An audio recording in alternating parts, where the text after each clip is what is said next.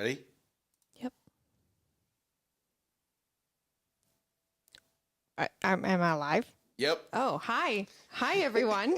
Welcome to Coffee and Cookies. My name's Lindsay. And sometimes... And my name's Nick. We've been having a little technical issues this morning. Yeah. For some reason, the systems didn't want to talk to each other. It was really weird, really weird. But we're back. We're here. Back to Lindsay. Yeah, because that's not awkward. Anyway, it's Monday. Thank God it's Monday.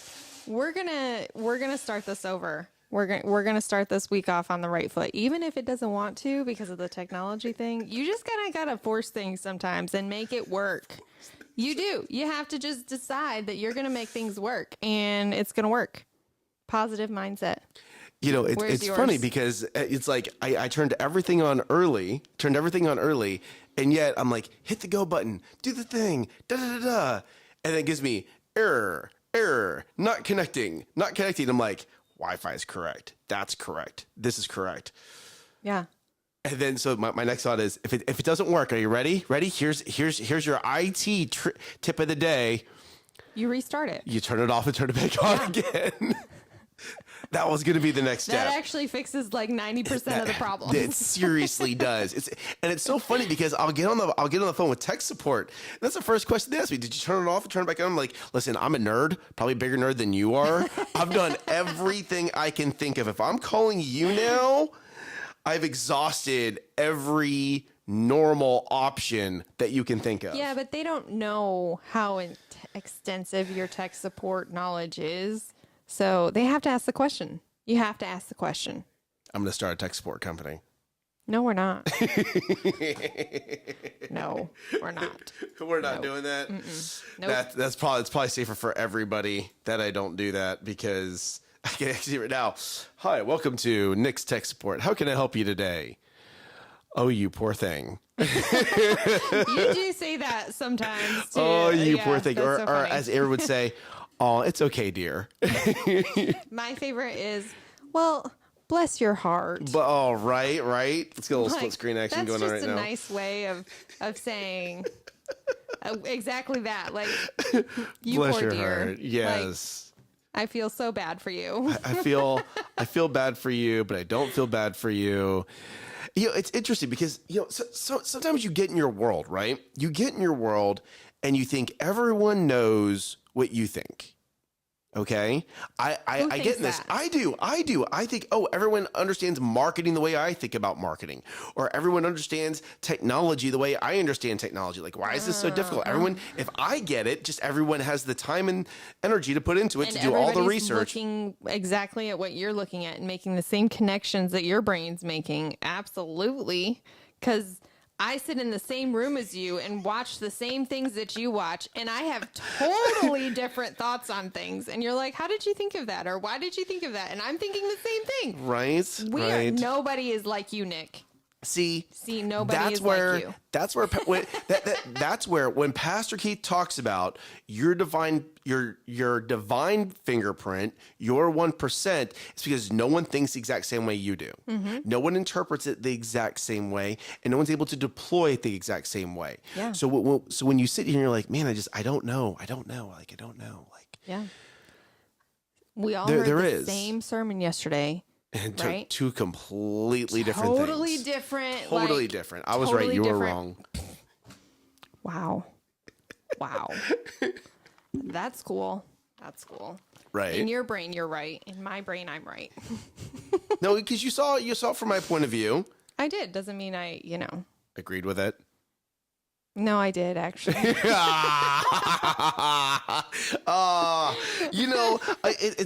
I cannot wait till we're able to have like a morning meeting and there's like more people joining us for like roundtable discussions. It's gonna be entertaining. He's special. So Rosalie thinks you're special. I am special. Mm-hmm. Better believe it. We know what that means, Rosalie. Wink, wink. Oh, wow. Vicious. It's funny because we were talking this morning and Lindsay Lindsay said this. And I'm going to get this put on a shirt one day. She said, Nick, you setting the expectations is your bread and butter. Yeah. Like you're good at doing that. Mm-hmm. But they're normally correct expectations. Well, Like I don't enjoy, one of the worst things you can do as a boss is set unrealistic tell expectations. me, oh boss. Of mine. Wait a second, is Angelina on here? Hold Yes, on. she is. She is. Uh-oh. She's gonna take to the comments, Oh, right? she's already blown him up. Oh, there we go, right? Is Angelina's, just being like, these unrealistic expectations. But a lot of times people do that. A lot of bosses do that. And it's not like setting the wrong expectation to help elevate you or to help grow you. It's setting the wrong expectation just because they don't understand maybe their team's capabilities. They don't understand the individual's capabilities.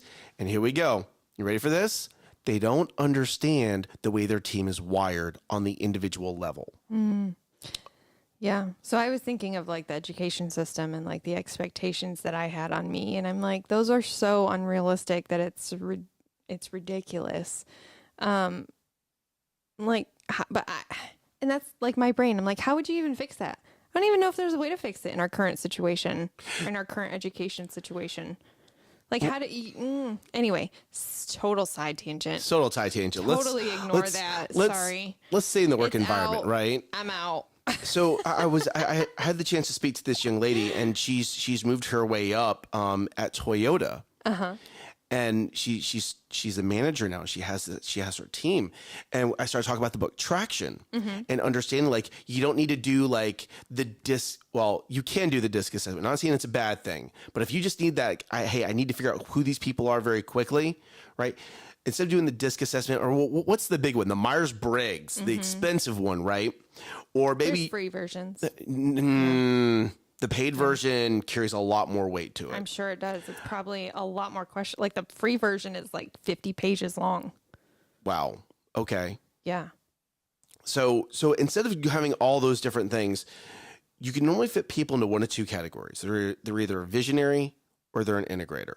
Okay. And if you've been watching the show, you've heard me talk about this before.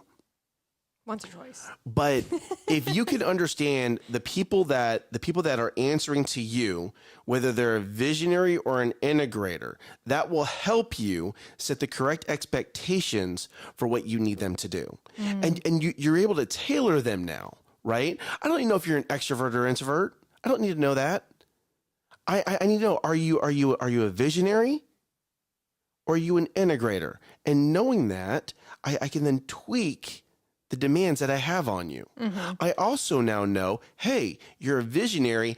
I know that you're going to excel down this pathway, or you're not an introvert, or you're an integrator. I need you, if I direct you this pathway, you'll excel down that route, right? Because I need to, as a leader, as your manager, or as a supervisor, or whatever, right?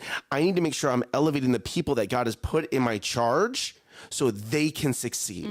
That's good. Okay. So when we talk about setting the expectations, that's something that I look at. Great. Is this person a visionary or an integrator? Because that's going to help me guide them correctly. Yeah. And there's this whole system with Traction. They have a whole set of books, right? And there's this one, it's How to Be a Great Boss. It's staring at me right in the yes, face it right now. is. There's a reason for that. It's to remind me. Wow. No, it's because the book's facing me. Like Lindsay, look at it from the other side of the studio. I'm looking at it because that is my reminder to keep myself in check, right? I can't talk to Lindsay as a visionary because I will frustrate her. Yes. And I Yes. I try not to talk to Nick as an integrator, but I don't know how to do that. So I actually need to read that book.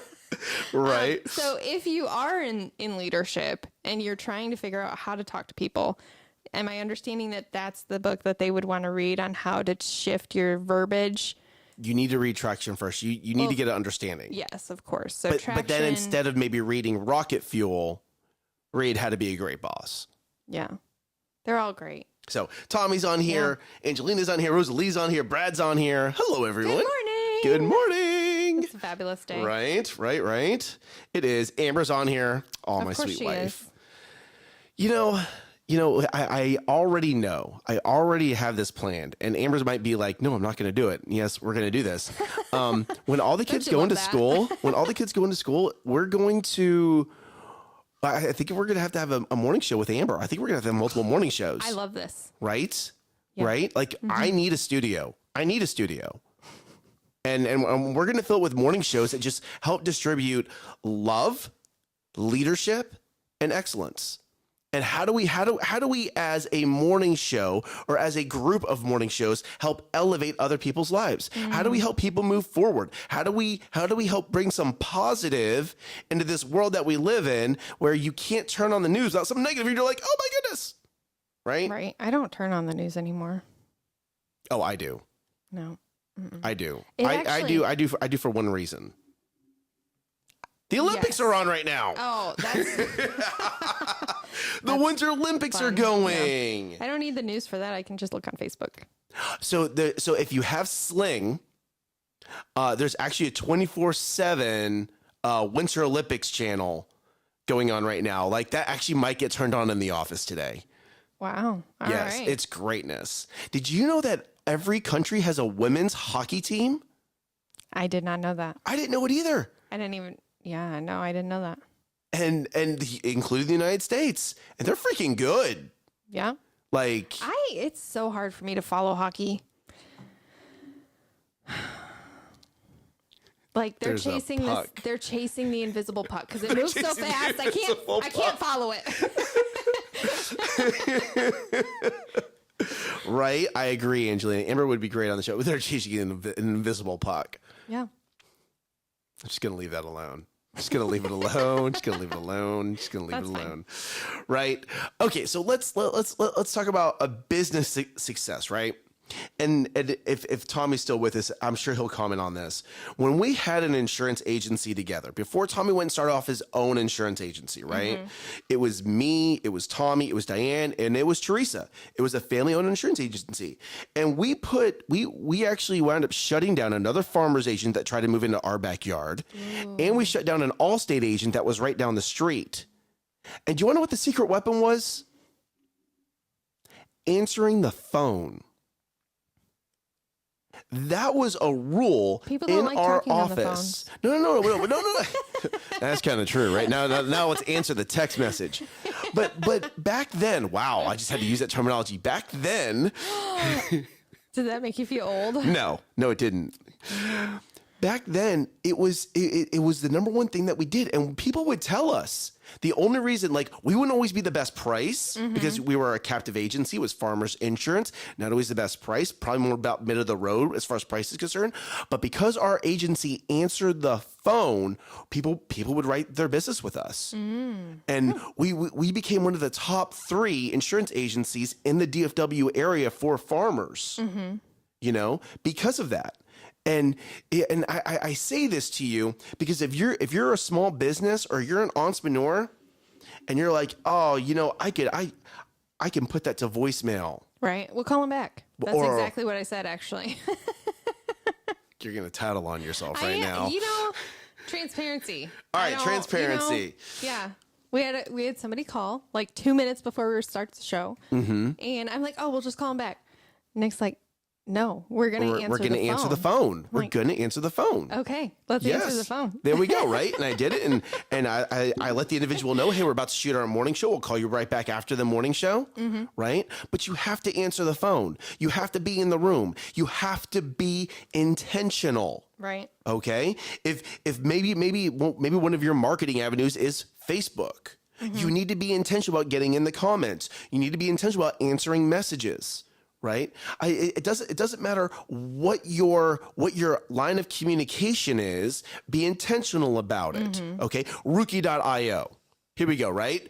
You're bringing all that communication into one dashboard. Why? Because you need to be intentional. Do you know that it's actually been proven 64% of people that small businesses, right. I need to get my fact right. Small businesses would grow 64% faster if they would just communicate with their prospects.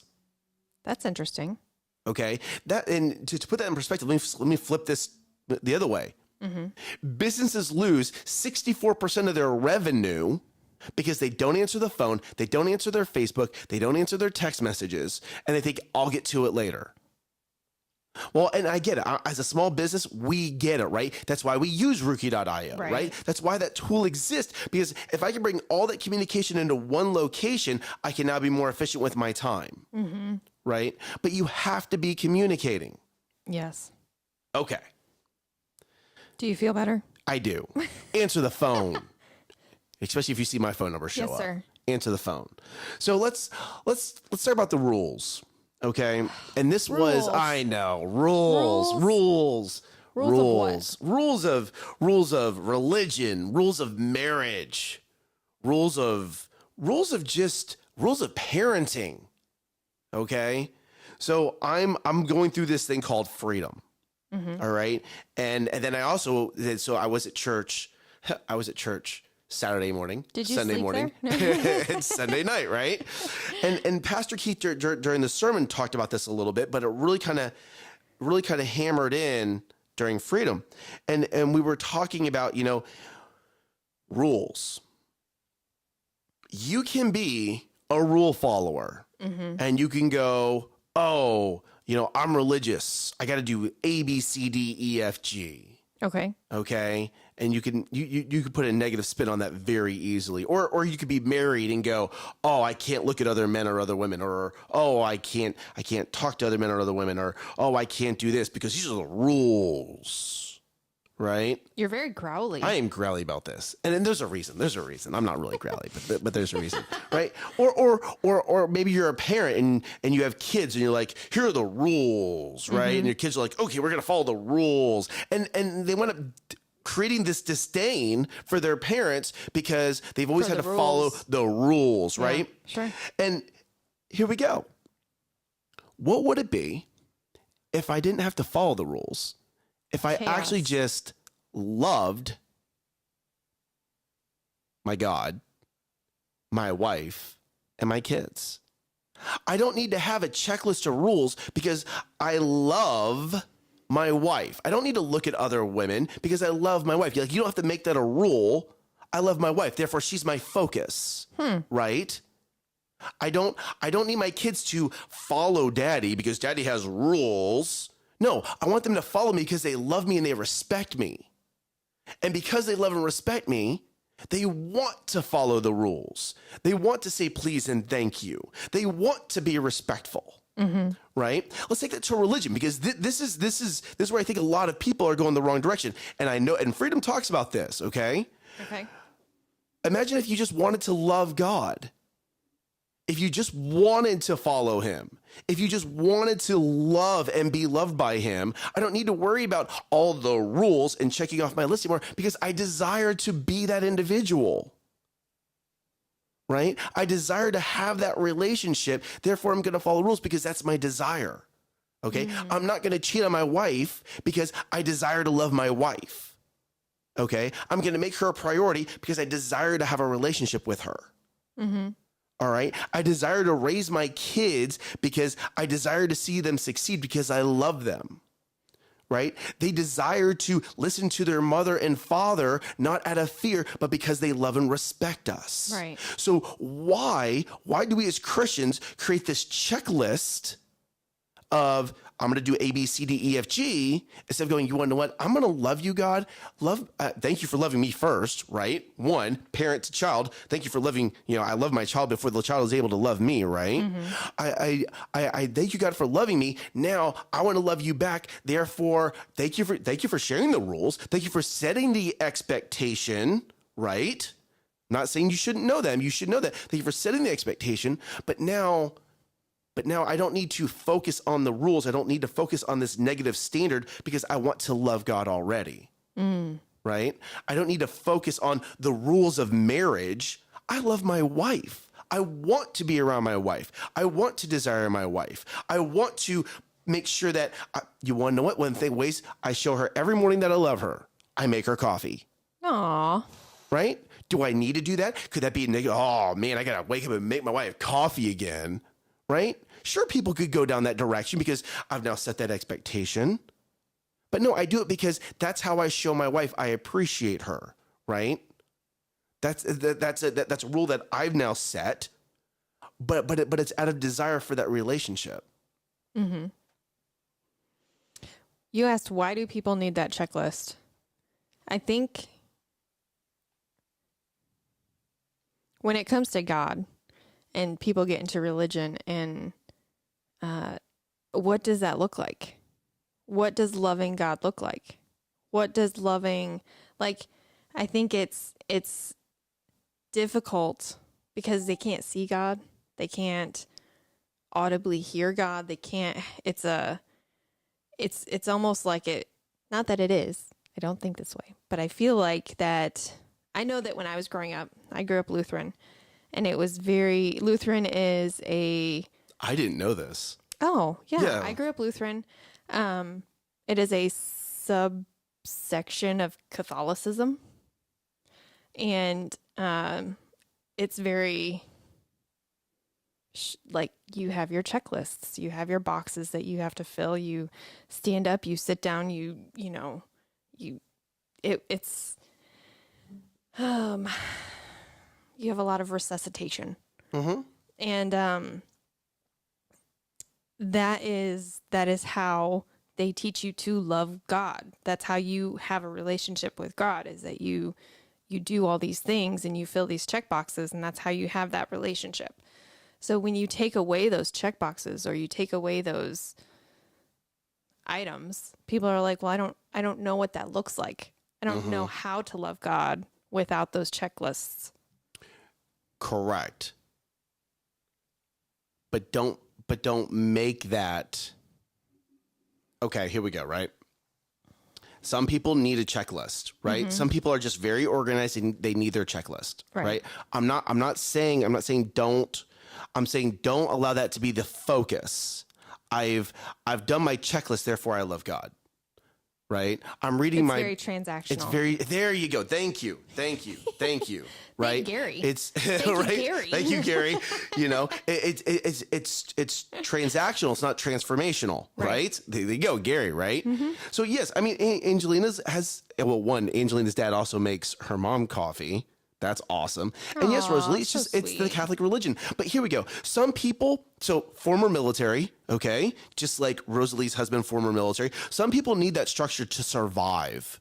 Just the way they're wired, they need that Catholic structure, right? Or they need that military structure. People leave the military and they can't function in the civilian world. Because they don't have that structure. Because there's not that structure in place. So I'm not saying there's anything wrong with it. Okay, hear me on this. I'm not saying there's anything wrong with it. I'm saying that when you love, okay, maybe you have your checklist and that makes you feel good, but now that checklist does not become a negative. Okay, it's that negative aspect that I need you to take away from this. All right, it's that, oh, I'm doing this because I have to. Right. Oh, I can't, and I'll just bring this right back to marriage. I'm a guy, okay? Here we go. You ready for this? I can't look at other women because I can't do that because it's part of the rules. And you know, and guys will take this and they'll start to twist it and it will become a negative, right? Oh, I have to take my wife on a date. Right? Oh, I have to spend time with my kids. Right? It becomes I have to do it versus, oh my goodness, I love my wife. I get to take her on a date. Actually, next week. Next week I get to take her on a date, right? Yeah. This last weekend, I get to celebrate my daughter's birthday. Right? Now, granted, her birthday's coming up. I'm not going to put that out there on camera. And if you know it, do not put it in the comments. It's no one else's business. Okay? But there's that mindset shift of it needs to be a positive. I love my wife. I love my daughters. I love my God. Therefore, I desire to follow those rules. And I'm not focused on the rules in a negative. I'm focused on loving them in the positive. I think it's all about how it's presented. You got to elaborate more on that. Well, it's just, it's what you're saying. It's just in a different way. It's saying, you know, you can say, these are the rules and get all growly and, or you can say, hey, you know what? I love you. And this is why I'm doing this. This is why we're setting this in place, because I love you. This is why we're setting the expectation. I love it. Why call it a rule? Why not just call it love? It is love. It is. It is love. Have you ever had anybody in your life or in your past or like a teacher where there was like no rules, no structure, and it was like chaos? It was chaos. You ready for this? Yes. And you want to know who started putting rules in place? This guy. Because that's your bread and butter, Nick. No, seriously, like here we go, right? Like I would walk. So I was the traveling coach for ASI gymnastics. Okay, there were 6 or 7 locations, and if something went wrong, you sent Nick. I remember walking into ASI Rockwall. The coaches were defeated. Okay, you have 5 coaches sitting in a corner. My nieces went there. And the kids had taken over the gym. That's funny. Okay? They had taken over the gym. And FYI, I don't need this microphone to be loud. But it was I looked over at these coaches. I walked out onto that floor. And it was very loudly, everyone sit. And kids looked at me. I said, everyone sit. And by the 3rd time, everyone had seated. Perfect. Everyone's quiet. Great. We had to pull them all back to the main floor. We had a briefing. Then what I do, I put all the coaches in their position. Order got brought in. And here we go, right? I got so many thank yous from the parents. Because when the coaches got in their positions and started doing their jobs of managing the kids, of making sure the kids were staying safe, because you had kids doing flips on trampolines that had should not be doing flips on trampolines, okay? but what you did is when you put that organization back into place, it became a safer environment. So yes, I love chaos. And I'm not saying I always need to be the guy that comes in and fixes it, right? But that's well, now I say it's kind of what I do. I run headfirst into chaos at times.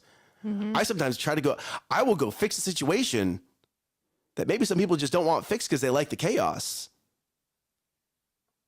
Parents. Do you have any crazy kids? You need to be Nanny Nick. Whoa. That is not getting trademarked. Don't you dare. Don't you put that on a shirt. It's going to be Nanny Nick. He's going to come in and fix the family. Ooh, Matt just dropped this. Love. You get to serve other people, so you want desire to do the things for them naturally.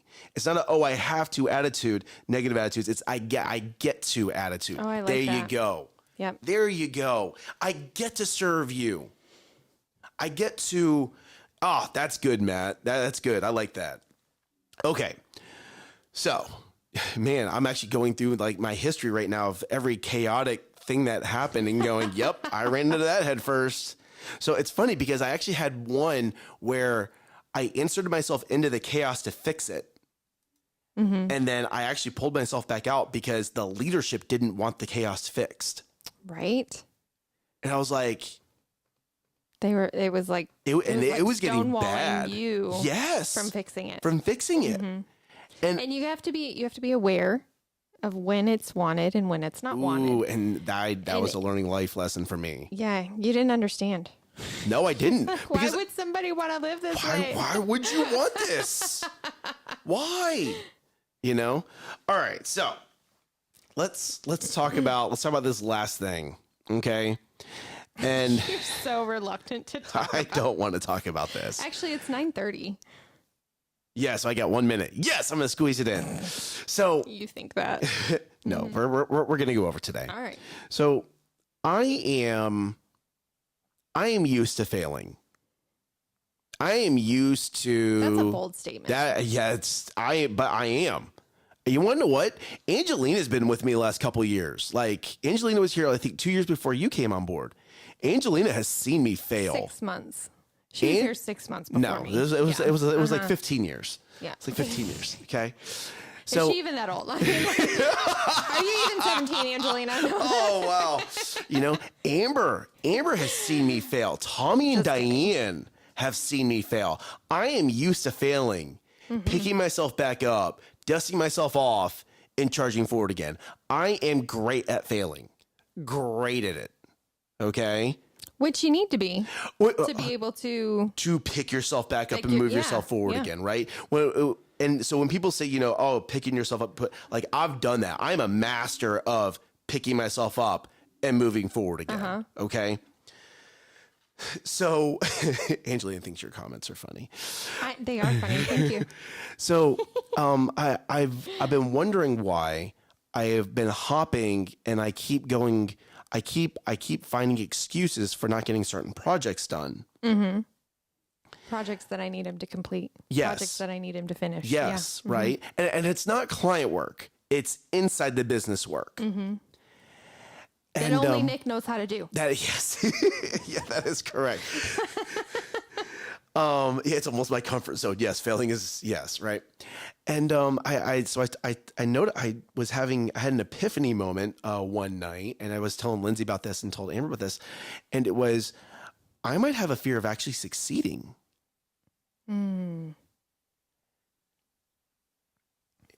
I might have a fear. I do have a fear. Did have a fear of actually succeeding. I am so used to being in the grind. I'm so used to carrying the 800 pounds on my shoulders. It was that question of what if. That when I succeed. What's going to happen to all that stress? And the stress is gone. And the checking account is where I've dreamt it could be, where I've visualized it is, right? Mm-hmm. And all of that comes in like, and the puzzle gets finished, right? What do I do? Like it became a moment of like, my purpose is the struggle. My purpose is carrying the weight, right? My purpose is this. And if I do all this, if I complete this, then what? And it was stonewalling me. Like I didn't even realize I was stonewalling myself from succeeding. And it's not so much that like everyone wants to succeed. Like, what do you mean you don't want to succeed? No. It's not that I don't want to succeed. It's I've wrapped my identity into running into chaos. I've wrapped my identity into being the strong one, into picking myself up and moving forward again, that when I succeed and the load is lightened, well, what do I do? What do I do? And it's funny because now that I've gone through this, I wonder how many other entrepreneurs have purposely distracted themselves from succeeding, or business people, or who or family people, right? I've distracted myself from succeeding because if I succeed, then what? Right? If I leave the grind, then what? And it was eye-opening. It wasn't just eye-opening, it was mind resetting of, oh, okay. So I'm going to make a plan and set new expectations. So when I succeed, now I'm going to go do this. When I succeed, now I'm going to start doing that. Because let me just call it how it is. I like carrying the 800-pound backpack. I like being in the grind. Amber will tell you, Lindsay will tell you, I like working. I like speaking. I like helping people. I like it when you want to know what, you can be better. You can do better. And I'm not just going to preach this positive over you. Let's figure out how we're going to set that expectation. Let's figure out how we're going to set those next steps, and let's get you up and moving. Right. Right. But in doing that for so many other people, I didn't realize that I had kept myself here instead of allowing myself to be here. Mm-hmm. And now in understanding this and going, okay, how do I get rid of the fear of success? I make a plan. When I succeed, I'm going to do this. When I succeed, my time is going to change from doing this to doing that. Mm-hmm. And now with my success, now who else can I bring with me? Who else can I bring along? Mm-hmm. So I challenge you, right? If you're stuck and you're talented and you are exceptional and you figured out what that 1% is that you have and you're ready and you've deployed it and you're like, man, I just keep hitting a stone wall. Are you afraid of succeeding? And it's actually a lot harder of a question than you think it is. Mm-hmm. It is. Because it's really taking down all the curtains. Oh, man, right? Yeah. And here we go, right? Who taught you to maybe be afraid of success? What success have you had in your past that changed your life so drastically that you're like, man, I don't know if I want to succeed again? Mm. Or maybe you saw someone succeed and go, man, like after they succeeded, they became a whole different person. I don't know if I want that. Right. Or maybe it was a voice telling you, you can't do this until these other people get there. Or wow, that is Lindsay calling me out right now. I mean, you told me for a reason. Like we had our conversation for a reason. Yes. I usually have good insight. 99.9% of the time. Yeah. Mm-hmm. So we're gonna end on this today. And I challenge you, okay? If you're stuck, maybe not look at it from a perspective of whatever perspective you're looking at. Maybe look at it as, am I scared of succeeding? Because maybe that's how you've defined your identity, is in that grind. Maybe you're where I was a week ago. You've wrapped your identity in carrying the load. Okay. But here we go, right? After you define it, after you've identified it and you've defined it, then you can make a plan. And when you can make that plan, then you can start moving forward again. Okay. And you're not going to be stonewalled. You're not going to be walking lost anymore because you've set that plan. So when you succeed, you've now set another objective. When you succeed, you've now set a new direction. You've set a new course. And you know what's going to be great is when you succeed, you're going to learn real quickly who's really on your side and who is there to watch you fail. And for the people that are wanting you to fail, I want you to prove them wrong. I do. Because people like me, people like Lindsay, people like these people in the comments, we want you to succeed. Mm-hmm. This world needs you to succeed. Because when you succeed, then you can start lifting up other people. When you succeed, you can start making this world a better place. When you succeed, when you are making money, you can start impacting and influencing other people for good. Mm-hmm. All right, we're going to talk about the big three. So, ladies and gentlemen, it's Monday. You need to make sure you have your meeting today, whether it's with yourself, whether it's with a friend, whether it's with a business partner, whether it's with a spouse, does not matter. What are your big three for the week? I've been getting messages from people wanting to join the big three group. So that is going to come to fruition. We are going to start that. Okay. It's going to probably start sometime in March, but in that group, I want you to share what are your big three for the week. And then I want to know what your reward is, how you're going to reward yourself for getting that done. Okay. So write down your big three for the week. I want you to succeed this week. Oh, Lindsay's asking all the hard questions, and I think I just have one comment to add to that. Please. Your success. God didn't give you a spirit of fear, so any fear that you have is there because of the devil. That's good. You have a spirit of power, sound mind. What's the other one? Love. Spirit of love. I don't know. Look that up for me. Look that up for me. But here's the thing. Like this show would never have happened if I hadn't told my fear to go straight back to where it came from and quit my job. I wouldn't be here.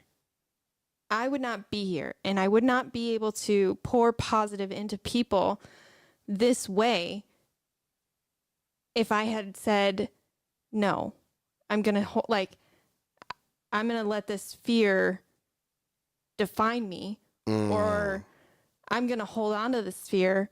No, And this is a struggle every day. It's, you have to tell your fear every day where you want it to go. Do you want it to stay? Right. Because you're making that choice to allow it to stay. But there's a process, right? When that fear creeps in, you need to identify it, and then you need to define it. You need to give it a name. Because when you've identified it and defined it, then, great, I know this feeling, I know this emotion, I know this thought, and now I'm going to send it away. Yes. Take control of what you can control, and that includes your fears. There you go. I like it. All right, we're coming up on 40 minutes. We are way over today. So thank you guys. It was good. It was good. It was very good. Thank you guys for tuning in today. I hope you guys just have a great day. 1 verse 7. High five, Angelina. Yeah, it was love. What? So make sure that you bring your greatness this week, okay? People need your positive. People need you to be positive, okay? And we need you to be positive. This country needs you to be positive. All right. Know that there is greatness within you. And maybe you need to do some soul searching to find it, but there is greatness within you. If you're in the comments, if you like the video, that's how we know to pray for you. Yeah. And we greatly appreciate that. Okay. Goodness gracious, 30 comments and the show's not even over yet. We have a lot to do today. So thank y'all for that. That is greatness. Okay. Know that you are loved. Know that you are prayed for. It is Monday. Make sure that you rise up and crush it. Bye, y'all.